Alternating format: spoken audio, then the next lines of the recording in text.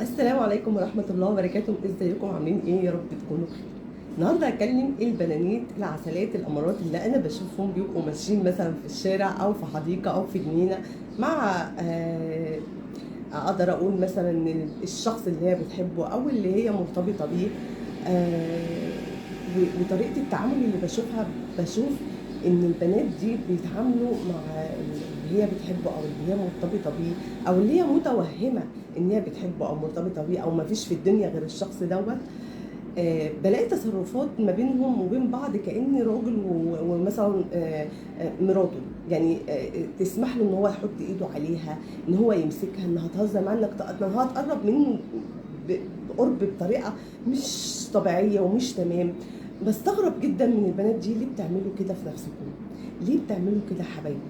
لما تفكري فيها كويس كده وتقولي انا برمي نفسي من دلوقتي ليه؟ طب هقول لك ان هو بنسبه 99.9 ان هو مش هيتقدم لك ولا هيخطبك.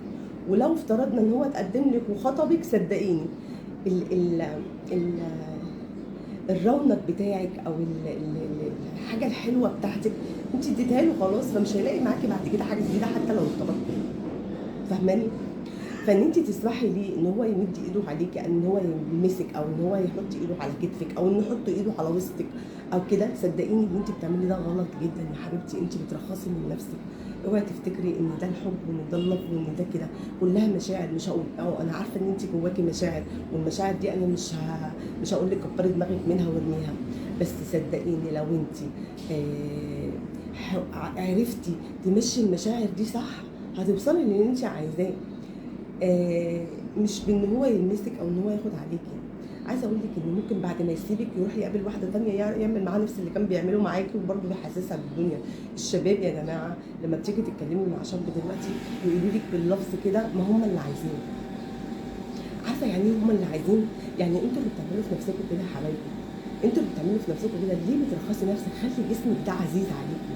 خليه عزيز يا حبيبه قلبي. ما تخليش حد يلمسه. مش اي حد رايح جاي يلمس جسمك.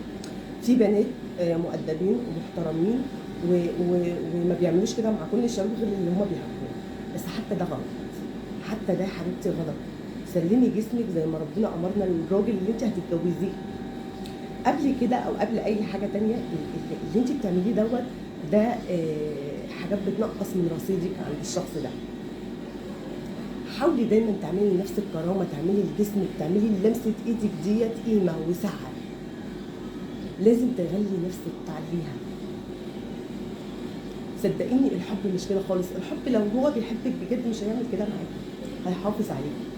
هيحافظ عليكي بجد، مش كلام وخلاص. لان في بعض الشباب بيدخلوا عليكي الدخله دي الاول، وبعد كده عادي بقى اللي هم عايزينه. ما انت بقيتي بتاعتي. يعني ايه بتاعته؟ يعني ايه بتاعته يا حبايبي؟ يا ريت تركزي في كلامي دوت وتسمعيه بنظره ام لبنتها، اخت لاختها. خديني زي ما انت عايزه، بس صدقيني اللي انا بقوله لك ده الصح. تعملي لنفسك قيمه.